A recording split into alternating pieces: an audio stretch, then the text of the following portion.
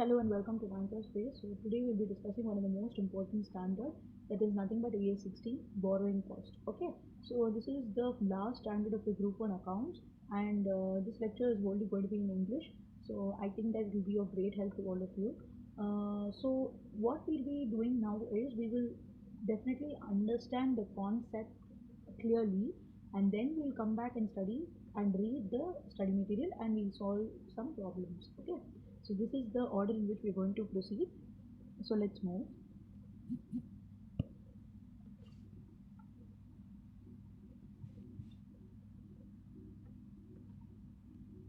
So what is the standard that we're going to see now, guys? It is AS16, which is nothing but borrowing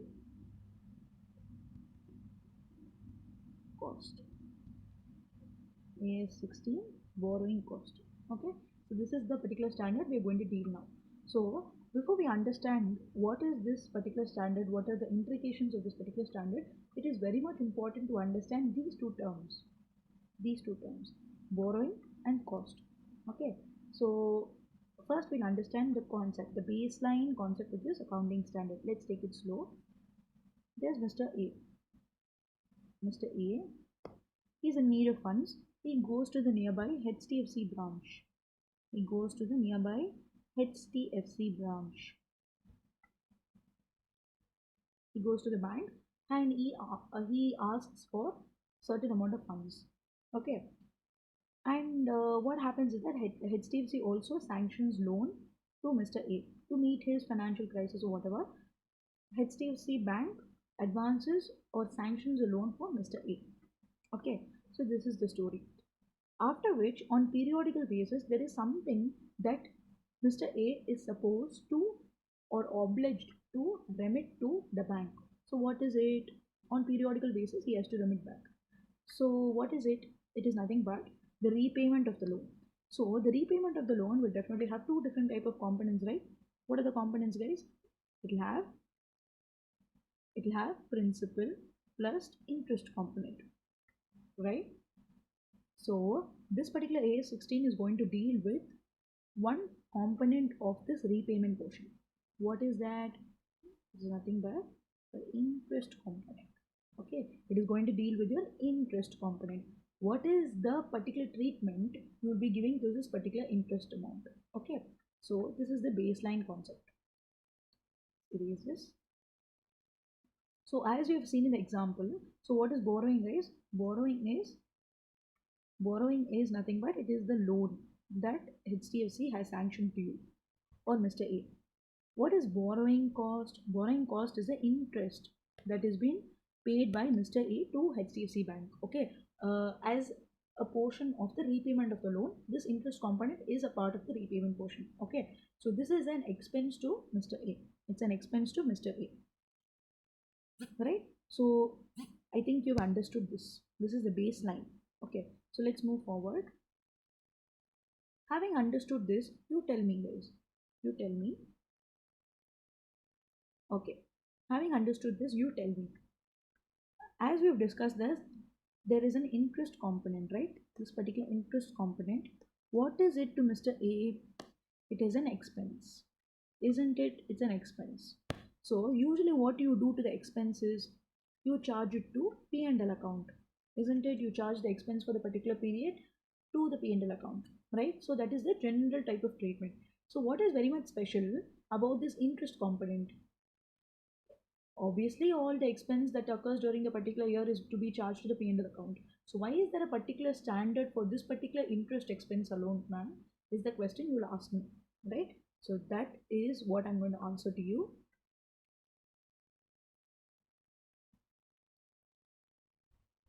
Let's erase all of this. We're going to learn an important concept. Please concentrate.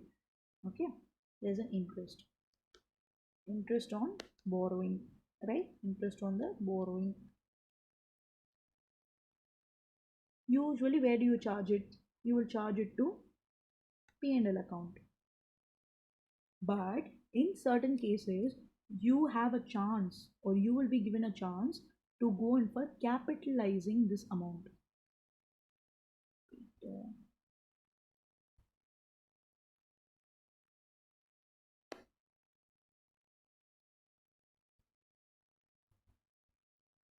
handwriting is bad, please forgive me. Okay, capitalizing this amount. Okay, so this particular interest component, usually it has to be taken to the P&L account, but there are exceptional cases in which you will go in for capitalizing this amount. What do you mean by capitalization, guys? Capitalization is nothing but it is adding to the cost of the asset. This particular interest component will be added to the cost of the asset, that is called as capitalization. It will be taken directly to the balance sheet. So when does this particular exceptional case occurs, or when do you normally treat the interest and charge it to P&L account? This deciding question is being answered by whom? Your AS 16. That is where it steps in. Your AS 16 steps in and gives you a guidance regarding the treatment of this interest component. Understood? Till now, have you understood? There is an interest on the borrowing that you have made. Okay, so this particular interest, usually it has to be charged to the P&L account, but there are exceptional cases in which you have to go for capitalizing. Capitalizing is nothing but adding the particular interest component to the cost of the asset. Okay, so the deciding question whether you have to charge it to P&L or whether you have to capitalize it, this particular guidance is provided by AS 16. Understood? Okay. So let's move about understanding the other portions. Okay, so this is a very important concept, please concentrate. Okay, so as I told, interest in certain exceptional cases will be capitalized, isn't it? I told you that it will be capitalized on certain exceptional cases. So what are those exceptional cases? See, first, the loan that you have taken a loan, right? The loan amount should be used for a qualifying asset. Okay, it should be used for what? It should be used for a qualifying asset. What are the purposes of that qualifying asset? For the purpose of acquiring that qualifying asset, for the purpose of producing that qualifying asset, or for the purpose of construction of that qualifying asset. So the loan amount that you have acquired is being used in a qualifying asset, and that particular qualifying asset is being for the purpose of acquiring that qualifying asset, for the purpose of producing that qualifying asset, or for the purpose of constructing the qualifying asset. So if for these three purposes, if it this loan that has been acquired by you is being utilized, then in such a case, AS 16 tells you, please go in for capitalizing the interest component. Interest component has to be capitalized. Okay, interest component has to be capitalized. There's a loan and the loan amount is being used on a qualifying asset. Qualifying asset for what? For acquiring the qualifying asset, for producing the qualifying asset, for construction of the qualifying asset.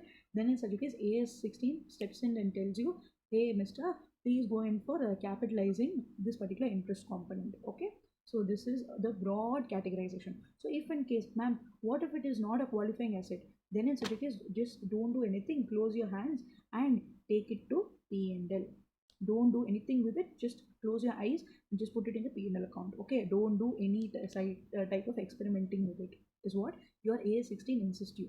Okay, so have you understood this? There should be a loan, and that loan should be used on a qualifying asset. That qualifying asset has to be for the purpose of acquiring the qualifying asset, for the purpose of producing the qualifying asset, or for the purpose of constructing the qualifying asset. Then in such a case, AS 16 clearly indicates, please sir, go in for capitalizing the interest component. If not, don't do anything, please close your hands and put it in the P&L account. Okay, so this is the basic idea understanding about AS 16. So let's move forward. Okay, let's move forward. So we were talking and discussing about qualifying asset. So what is a qualifying asset, ma'am? Okay, what is a qualifying asset? What is a qualifying asset? So AS 16 gives you a beautiful definition in respect of a qualifying asset. Okay, qualifying asset can be defined as an asset. Okay, qualifying asset is nothing but it is an asset, and asset which takes what? Substantial amount of time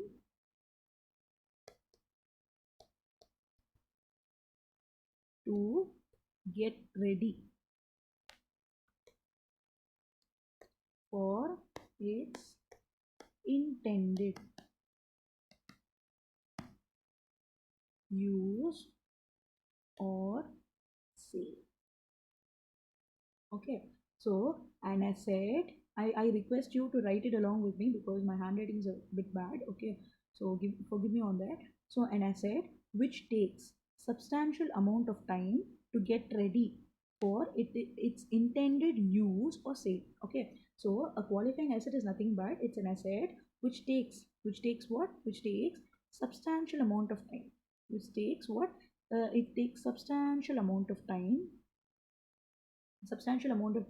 to get ready for its intended use or sale. So this is the crux of your qualifying asset. Okay, so an asset is going to take a substantial amount of time to get ready for its intended use or sale.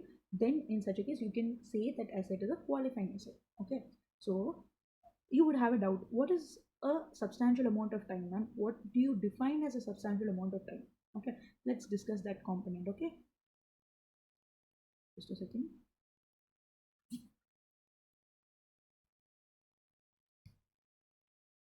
So what's a substantial amount of time? So what do you mean by substantial amount of time? See, AS 16 does not define what is a substantial amount of time. Okay, but ICI, our institute, has clearly defined that substantial amount of time refers to 12 months. It can be a period of 12 months, but it is not a hard and fast rule. It should be exactly 12 months. Okay, exactly 12 months, they didn't say. It has to be 12 months. It can be a lower amount also. It can be a lower amount of time also, provided it is justified on the basis of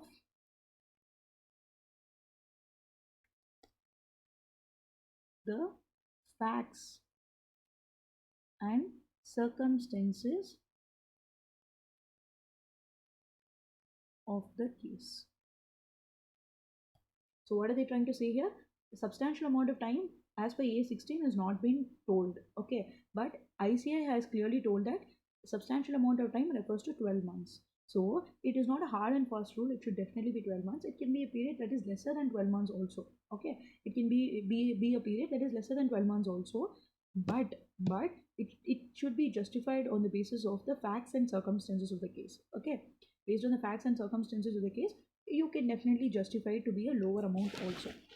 To give you an ideal example, let's take an example like I am there. I would like to gift a particular house to my father. Okay, I wanted to gift a particular house to my father. So what I do because of his birthday? So what happens? So I am getting a contractor. I'm getting a contractor, and I'm telling, hey contractor, I'm telling you that you have to finish this particular house, this particular construction of the house within a period of say 10 months. 10 months. Okay, 10 months. Before 10 months you have to finish the house and hand over it to me. Okay, but actually for building this particular house it takes more than a year, or more than a year or so. Okay, actual amount of time that should be taken for constructing this big house will be 1 year, but I am saying, hey contractor, no, I want it in 12 months. So in this particular instance, what the contractor will tell me is, see ma'am, in order to construct this house within this 10 months, I definitely have to put in double the shifts, double the amount of effort that I'm putting now, I have to instill in it. So if this is the circumstance, or if this is the case, what is to be done is, this particular cost that I'm going to incur will be double, but this particular asset will get ready in a period of 12 months. So can you say that this particular asset is a qualifying asset, or it's not a qualifying asset? Definitely it's a qualifying asset.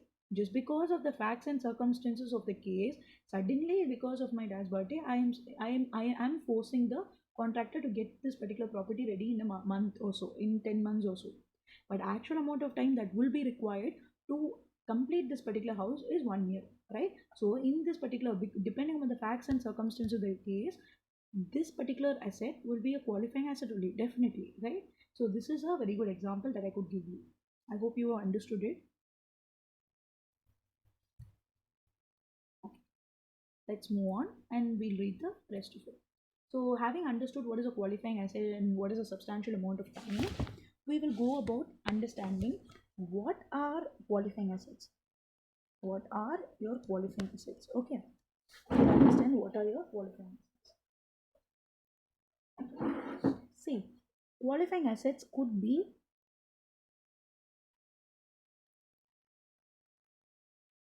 it could be tangible, it could be intangible, could be intangible assets as well. Sorry for my handwriting, so bad, I know. So it could be tangible assets, it could be intangible assets, and it also could be inventory. It also could be inventory. Okay, it could be a tangible asset, it could be intangible asset, it could be an inventory as well. Okay, so actually we were discussing in that particular definition that I gave you in respect of qualifying assets. What did I say? A qualifying asset is an asset that takes substantial amount of time to get ready for its intended use or sale. Okay, when I'm talking about intended use, I refer to tangible and intangible assets. Okay, when I'm referring to sale, I refer to inventory. Remember this, very important. Okay, so tangible assets also could be a qualifying asset, intangible assets also could be a qualifying asset, inventories could also be a qualifying asset. So these are, I'll give you some examples. Okay, I'll give you some examples of qualifying asset. What are the examples? Please write down the examples if you want to. Okay, so say for example factory building. You have a factory building that is there, that is under construction. Okay, then for intangible assets you can take it as software. Software could also be a qualifying asset. Then after that you have inventories, like you have the different types of inventories. Aeroplanes, it could be dams, it can be power plants, it can be wire timber, or it can be national highways, whatever it is. Okay, so this is the different types of qualifying assets. Okay, so having understood what are qualifying assets, what should not be a qualifying asset also we should know, right? What you should do also you should know, what you should not do also you should know, for defense purpose, right? Likewise, you understood what is a qualifying asset, what will come under qualifying assets. You should also understand what will not be a qualifying asset. Okay, what will not be a qualifying asset, what will not be a qualifying asset also you should understand. Okay, so let's see what are not qualifying assets. There are three different types of assets which are not qualifying assets. See, if you have taken a loan, you have taken a loan, right? The borrowing, you have taken a loan, a borrowing. Okay, so if this particular borrowing is for working capital needs, working capital needs, if in case it is for working capital needs. Okay, the second thing, if in case it is used for purchase of an asset, purchase of an asset, or if in case it is being used for investment in securities, please write it with me, securities or shares. Okay, so what is not a qualifying asset? If a loan is being taken for working capital needs, if it is being taken for purchase of an asset, or if in case it is used for investment in securities or shares. Okay, all of these three things cannot be qualified as a qualifying asset. They are not qualifying assets. Okay, they are not qualifying assets. Okay, so working capital needs, usually you should understand that it cannot be a qualifying asset. It cannot be a qualifying asset. Okay, second one is, why is purchase of an asset not a qualifying asset? See, a qualifying asset, as I told in the definition, it should take substantial amount of time to get ready for its intended use or sale, right? So when you're talking about a purchase of an asset is something, when you go in for purchasing a mixie or when you're purchasing a fridge, it is in a state that you are ready to use it, right? It is in a ready to use state, right? It is in a ready to use state. So the question of taking a substantial amount of time is of no question here. It is already ready. Okay, so very important point. So if you are going to purchase an asset that is in ready to use condition, then in such a case you can say that it is not a qualifying asset. It is not a qualifying asset. Okay, it is not a qualifying asset. But on the other hand, when you're looking at it, investments, Investments in securities and shares, usually it is not a qualifying asset. It is not a qualifying asset. One thing that I would like to add in this particular point is that, see, I'll add a different color. Okay. See, if in case you're purchasing an asset, you're purchasing a mixie or you're purchasing a fridge, whatever it is, you're purchasing a double door fridge. Okay, you're purchasing a double door fridge, and this particular fridge, you're purchasing a fridge. If this particular fridge requires reconditioning, this particular fridge requires reconditioning, okay, reconditioning, or any expense that you have to incur, repairs or whatever it is, if in case you have to incur a reconditioning cost in respect of this purchased asset, okay, that particular reconditioning will take more than 12 months, 12 months or more than 12 months, then in such a case you can classify it as a qualifying asset.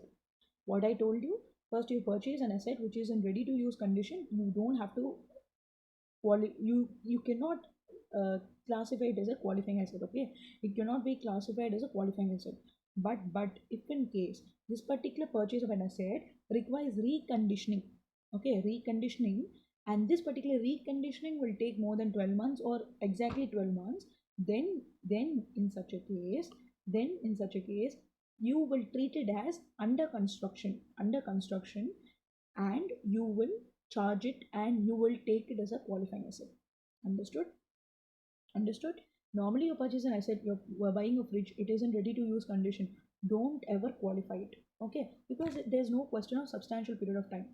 But this particular fridge requires reconditioning, that is to bring it into a ready to use form, you have to recondition it, and this reconditioning will take a substantial period of time, say 12 months or more than 12 months. Then in such a case what happens, you can charge it or you can take it as a qualifying asset. Okay, very important point, please remember this and please note it down in your notebook also. Okay, I hope you understood it. Okay, so the next thing that we're going to discuss is about the next thing that we're going to discuss about is um, what are those types of things that should not be considered as a borrowing cost. So having understood the basics, we will discuss the borrowing cost. So borrowing cost, interest is just one example of borrowing cost. Okay, interest is just one example of borrowing cost. Actually, borrowing cost has 5 elements. Borrowing cost has what? It has 5 elements. So let's discuss all of them. Okay. Hope it is clear for all of you. Hoping this is clear. Okay. Let's use this color. So see, borrowing cost. So borrowing cost consists of 5 elements. So the first is interest component. Interest plus commitment charges. Commitment charges. So what is commitment charges, guys? Do you know what is commitment charges? For those who don't know, I'll explain it. There's a bank. Okay. Say SBI. SBI is there. SBI has extended overdraft facilities to you. Okay, SBI has extended overdraft facilities to you, say for 1 lakh rupees. Okay, 1 lakh rupees overdraft facility is available to you. Okay, what happens throughout the year, what happens, you are not even utilizing or not even touching that overdraft amount. This overdraft amount is untouched. You haven't even used even a single rupee from the account. Okay, you haven't even used even single rupee from the account. How does overdraft facilities usually work? How does it yields income from the bank? What happens, as in when you withdraw amount, as in how when you withdraw amount, say you're withdrawing 10,000 rupees, 5,000 rupees, or whatever, out of this overdraft facility that is extended to you, you have to pay interest to the bank. Say for example, you have withdrawn 5,000 rupees from the overdraft facility and you have used it. On that 5,000 rupees, you have to pay interest to the bank. So that is the way in which bank earns income out of extending overdraft facilities for you. Right? Understood? But in this particular peculiar case, what happens, you haven't even used even 1 rupee, from this 1 lakh rupees. So at the end of the year, what happens? Bank will not even get any amount of interest from you, right? Because you haven't even used even 1 rupee from the account. Okay, so bankers are very much smart enough. Okay, bankers are very smart that they charge commitment charges. Okay, so that is when this concept of commitment charges comes into the picture. Even though you haven't used 1 rupee of also from the overdraft facility that is availed to you, the bank will collect a minimum charge of interest from you on the overdraft facility, which is called as your commitment charges. The minimum amount of interest that you have to give to the bank, irrespective of you using the overdraft facility that is available to you. I hope you understood it. Yeah, very important concept. It's a practical life concept. Okay, so I hope you understood it. So interest and commitment charges are also borrowing cost. Then in addition to that, amortization, you're going to amortization. I'll take these two together. Amortization of the premium plus the discount on borrowings, premium and discount on borrowings. Then also amortization of ancillary cost. Ancillary cost. Okay, ancillary cost is also borrowing cost. So what do you mean by ancillary cost, guys? What do you mean by ancillary cost? So say for example, you are an auditor. You are an auditor for say your client. Okay, you're having a client. You're having a client, and that particular client wants to go in for asking or is in need of funds. He wants to go to the bank and get a loan. Okay, so there is a proposal, a project proposal. He's having a project in hand. He wants to get it funded by the bank. He wants to get it funded by the bank. So in order for his project to get approved, he has to give a very strong project proposal. Project proposal has to be submitted to the bank, and this particular project proposal is being prepared by whom? It is prepared by you. You are the auditor of this particular client, and you are preparing the project proposal for him. So in this particular case, what happens? If in case this particular project proposal, your client takes it to the bank. Okay, your client is taking the project proposal to the bank and submitting it, and the banker approves the loan for you. They approves the loan for you, and as fees your client is paying you 1 lakh rupees. 1 lakh rupees. Okay, so this particular 1 lakh rupees should also be included as an ancillary cost of borrowings. Okay, your client should show it as an ancillary cost to borrowings under borrowing cost. Okay, so this particular 1 lakh will be included in the ancillary cost. That is what I was trying to say. Understood? Okay, then the next thing what we are going to study, next thing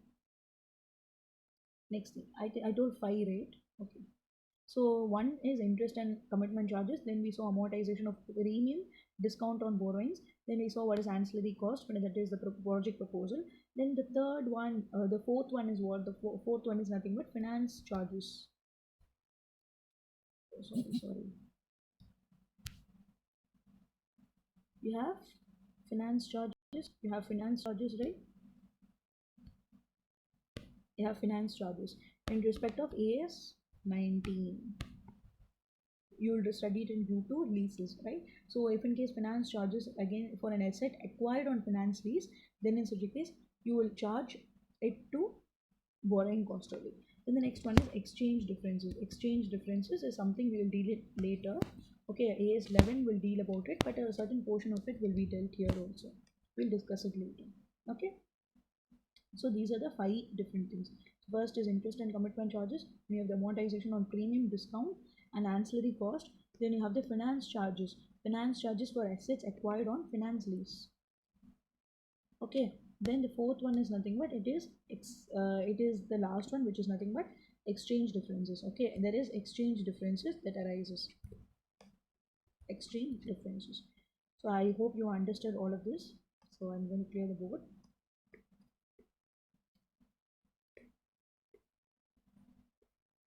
Hope we've understood all of the basics.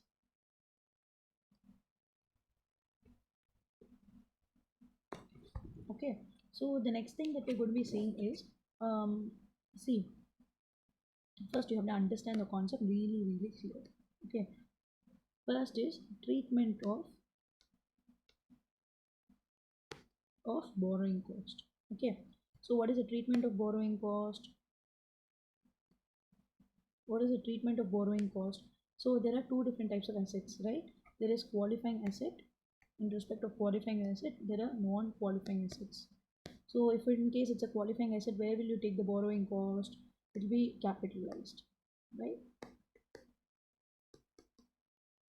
Here you have to take it to P&L. Clear about this? Qualifying asset, you will take it, you will capitalize the borrowing cost. The non-qualifying asset, you will take it to P&L account directly. Okay, understood? Yeah. So after this, we're going to study one of the most important topic, that is nothing but um,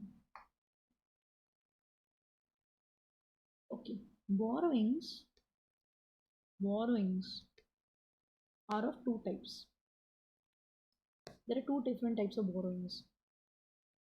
What are they? Okay, there are two different types of borrowings. You have general borrowings and you have specific borrowings. You have general borrowings and you have specific borrowings. So, what is the meaning of general borrowings and what is the meaning of specific borrowings? Specific borrowing is nothing but a borrowing that is taken for a specific purpose. You borrow the loan for that particular purpose alone. Okay. Say for example, you are going to get married. Okay. So just because you're getting married, just because you're getting married now, you are taking a loan for that. So if this marriage hasn't happened, if in case you're not getting married, there is no need for you to take this particular loan. Okay, that is called a specific loan. If this particular event hasn't occurred, there wouldn't be a necessity for me to take a loan.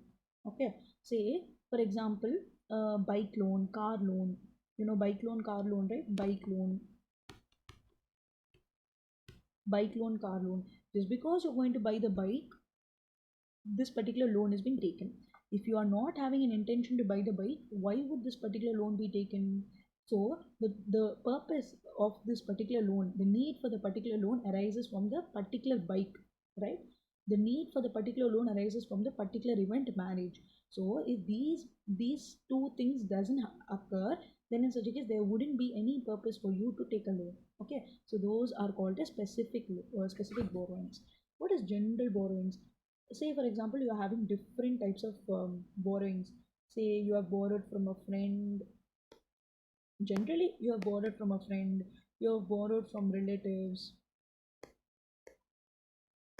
and outside sources. You have generally you have different borrowings. Okay, it is not for any specific purposes. Okay, you are having say 5 lakh rupees, you're having 5 lakh rupees from different borrowing sources. Okay, it is not for any specific purpose, simply you borrowed and kept. Okay, what happens suddenly, you have decided to marry. Suddenly you have decided to marry. Okay, suddenly you have decided to marry today. So what happens, this particular 5 lakh rupees that is generally been borrowed, general on general basis you borrowed and kept that. So this particular general borrowing, a portion of this is being channelized for the purpose of marriage. You haven't borrowed it only for marriage. Okay, you have not borrowed it for marriage purpose. Okay, generally you are having a borrowing, so you thought, I'm having so much money, no, why don't I go and spend it? So you're getting married. Okay, so a portion of this 3 lakhs, 5 lakhs, 3 lakhs you're using for marriage. Okay, so this is called as general borrowings. So generally you made a borrowing, any specific purpose comes, like any purpose comes, you're using a portion of that borrowing. It is not based on the occurring, non-occurring of any event. Okay, so then in such a case it is called as general borrowings. Okay, general borrowings. Okay, so this is with regard to borrowings. So you have two different types of borrowings, general borrowings and specific borrowings. General borrowing is generally you have a borrowing, and if in case you have any type of an expense to be met, you are channelizing a portion of it towards that particular expense. But specific borrowing is not like that. For your particular marriage purpose, you are going in for borrowing. For the purpose of buying a bike, you are borrowing. For the purpose of buying a laptop, you are borrowing. Because of that particular asset, or because of that particular intention, if you're borrowing, then in such a case it's a specific borrowing. Okay, that is with regard to borrowings. Okay, So the treatment for the general borrowing as well as specific borrowing will be totally different. Okay, it will be totally different, that we'll discuss.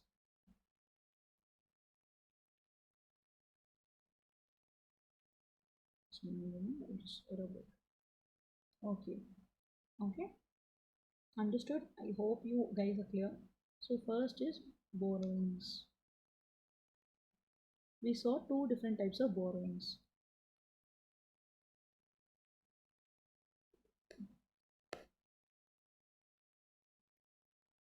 We saw general borrowing and we saw specific borrowings, right? So the treatment for both these borrowings will be different. Okay, so I'll give you the format. See, in the case of general borrowing, what you do is you'll take the actual interest cost, actual interest on the loan. There are different types of loans you took, right? I'm sorry, guys. I'm sorry. It is in respect of specific borrowings. Okay, so in respect of specific borrowings, what happens? The sorry, actual interest cost. What is the actual interest cost that you're going to incur? Okay, actual interest cost that you are going to incur on the borrowing that you made. There is a borrowing, it is a specific borrowing. On that particular borrowing, what is the actual interest cost? First you have to account that. From that you have to subtract any income on investment, any income on investment made out of made out of such borrowings, such borrowings. Okay, subtract it. So what they're saying, actual interest cost, if there is actual interest cost, you have to subtract any income that is been made out of an investment that you have made from this borrowing cost. Say for example, you have borrowed 10 lakh rupees, and from that 10 lakh rupees a portion of it has been invested elsewhere. Okay, 5 lakh rupees you've invested elsewhere. If you're earning any interest, you put it in a FD, and if that particular FD is fetching you an interest of say 10,000 rupees or something like that, okay, so you have to subtract that 10,000 here. An investment that is being made out of the borrowings, okay, that income from that investment has to be subtracted from the actual interest cost that you are going to remit. So the remaining will be your net interest cost. What is it? Your net interest cost. Net interest cost. Okay. So this particular net interest cost has to be done what? Has to be what? Has to be very good. Very good. Capitalized. Very good. Capitalized. It has to be capitalized. Okay. So this particular net interest cost should be capitalized. Okay. Capitalized in the sense it should be added to the cost of the asset. Okay. So the next thing that we're going to be seeing is about what. We'll use a different color so that it will be clear. Okay. General. So when you come to general, there are three different types of steps. Step 1, step 2, and there is step 3. Okay, so step 1, you have to calculate the weighted average cost of capital. Okay, or weighted average capital cost. Don't worry, I will explain it in detail. Just because of the lack of space, I'm writing it like this. I will explain it in detail. Okay, just have a clarity. Okay, so weighted average capital cost. Okay, weighted average capital cost. Okay, then the next one is what? The next one is what? You have to calculate weighted average rate of interest. Okay, which is also known as capitalization rate. Don't worry, I will explain it in detail just to understand. Then the third one is nothing but you have to bring all this together, A into B. So first what you will calculate, you will calculate the weighted average capital cost. Then what you will calculate the uh, weighted average rate of interest, and then you will multiply these both. Okay, so I will discuss what is uh, general borrowings, okay, how to compute it. See, general borrowing. How to compute, guys? See, I told you three steps are there, right? Three steps. Step 1, step 2, step 3. Right? Step 1, step 2, step 3. So,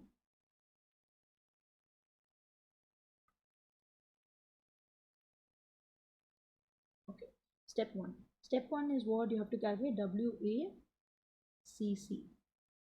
It is not weighted average cost of capital, it is weighted average capital cost. Okay. Weighted average capital cost. And how to calculate that? Let's discuss. Okay, so in general borrowings, what happens, you have different types of borrowings, right? I told, right? You borrowed from a friend, you borrowed from a relative, you borrowed from other sources, right? So in this case, what happens, each of these particular borrowings will have different rates of interest, say 11%, say 12%, say 13%. You have 5 lakhs, then you have 1 lakh, then you have 12,000 rupees, whatever it is. Okay, so you will have different borrowing amounts, and you will have different rates of interest. So in order to equalize all of this and bring it to a stance, that is why this weighted average capital cost is being calculated. So what you will do is 5 lakhs into what you will do, one second, just a second. What you will do is, see, first what you will do is, I'll just change the color. Okay, so first what you'll do, you'll take this 5 lakhs, you will multiply it into the period. Okay, there'll be period, it will be given in the question itself. So you will have a certain amount of periods which will be given. Say for example 12 by 12 months. There are different examples, I'll show you in an example. Or for example 1 lakh, and how much of time it's been used. Okay, say for example 7 by 12, or say for example 3 by 12, whatever it is, and you'll get an amount. You'll get an amount. You'll get an amount. So this amount, you keep it. I'll explain this again to you. Then after that, what happens, then you have to calculate WAROI, that is weighted average rate of interest. Weighted average rate of interest, not rate return on investment, it is rate of interest rate. So you have different rates of interest, right? So in order to equalize all of this rate of interest, you have to calculate the rate of interest, which is also known as your capitalization rate.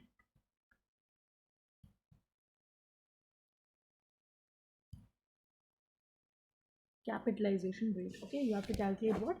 You have to calculate capitalization rate. Okay, so I'll teach you how to calculate all of this.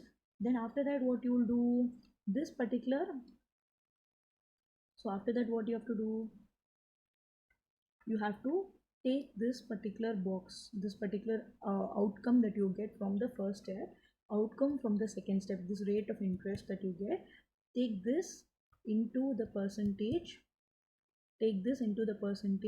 whatever amount you get is the last step. That is the amount that can be capitalized out of your general borrowings.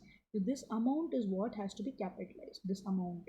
Okay, so I hope that you have understood the categorizations of this calculation. Okay, so first is you have to calculate the weighted average capital cost, then you have to calculate the weighted average rate of interest, and then you have to bring the output of both of these together and find an amount, and this amount will be capitalized. Okay, so in order to get better clarity, I'll give you an example for the first step.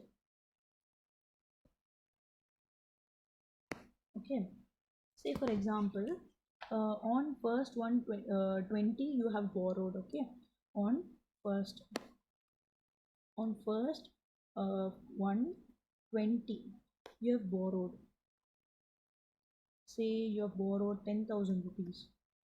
Okay, at the rate of 12%. On 1 on 6/1, take on 6/1/20 you have borrowed how much you borrowed, say 20,000 rupees at 12%. I'm sorry, 10%. Take it 10%, okay? Let it be different. Just an example. So on 1st January, what you have borrowed 1 lakh rupees at 12%, and on 6/1/20, you have borrowed 20,000 rupees at 10%. Okay, just write it in your notebook so that it will be easy. Okay, so from the date of borrowing, you have to pay interest till the end of the year. That is, end of the year is 31st March, right? So how much, 31st December or 31st March? It depends, right? So what happens in this particular case, on 1st January you borrowed. Say the year ending is 31st December 31st December 20. The year ending is 31st December 20. Okay, so how will you calculate from January till this date? From January to the year end, how many months? 12 months, right? You have 12 months. And in respect of this particular borrowing, which is done on 1/6/1, okay, 6/1, which is also, I'm sorry, which is, say, we'll change it to 6, okay, we'll change it to 6.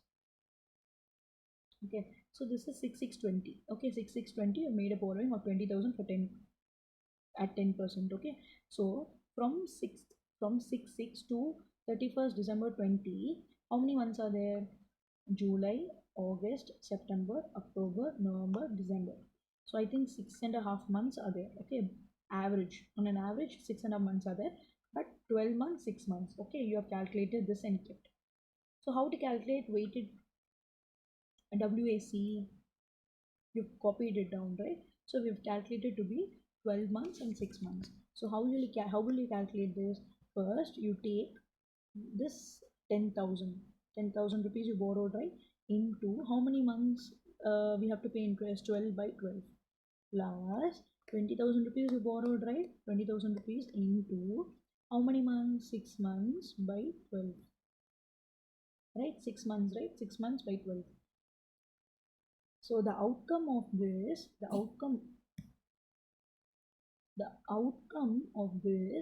will be your WAC.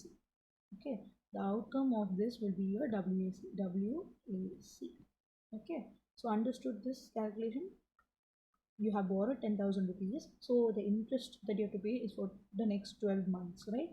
So that is 12 by 12, 20,000 rupees for 6 by 12. Okay, so whatever amount you get, that is a WAC, that is weighted average capital cost. Weighted average capital cost. It is not weighted average cost of capital, it is weighted average capital cost. Okay, very important.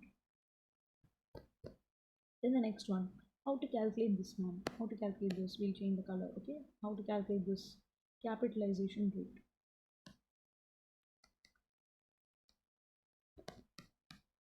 There's a capitalization rate. How will you calculate the capitalization rate? See, as we already know that we saw, right, 10,000 is borrowed at 12%, and your 20,000 is borrowed at 10%. So isn't there different rates? So in order to bring one single rate, this WAIR was brought about. Okay, so which is also known as a capitalization rate. So how will you calculate the capitalization rate? So first you borrowed 10,000 rupees plus you borrowed another 20,000 rupees, right? So divided by, so charge interest at 12% on this 10,000 rupees. So on 10,000, if you calculate 12%, how much is it?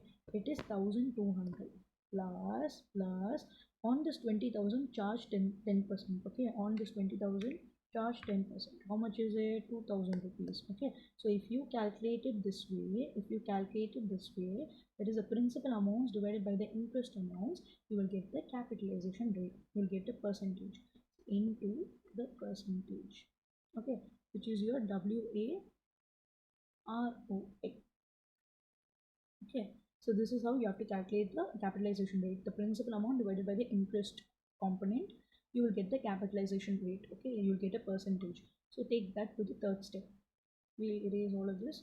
Not about confusion. Hope you understood. Okay, so just that we have completed first step and second step. After finding out the outputs of both of these steps, you will get this. And after this, what you have to do, you have to calculate an amount. and this amount has to be capitalized. Okay, this amount has to be capitalized. I hope you have understood this particular computation. Okay, so let's move forward. Okay, so this is how it has to be done. So what happens is that in the case of what now you tell me what is amount to be capitalized. It is nothing but your general borrowings amount plus specific borrowing amount. We calculated the outputs, right? Interest borrowing, there's an amount has to be capitalized. Specific borrowing, a separate amount has to be capitalized. Bring both of together, and this is the final amount that you will take it to the balance sheet. That is to be taken to the balance sheet. Okay. So this is the whole computation of the A16. I hope you have understood it thoroughly. And after which, I just wanted to add one more aspect. See, one second. Yeah. Interest, interest cost, interest cost that you're capitalizing, right? Interest cost that is capitalized, interest cost that is being capitalized cannot exceed, cannot cannot exceed what? Exceed the actual interest paid. So as per the records, you will have an actual interest that is being paid. So your interest calculation, the amount of capitalization amount that you are calculating, right? The interest capitalization amount should not be greater than the actual interest that is being paid. Okay.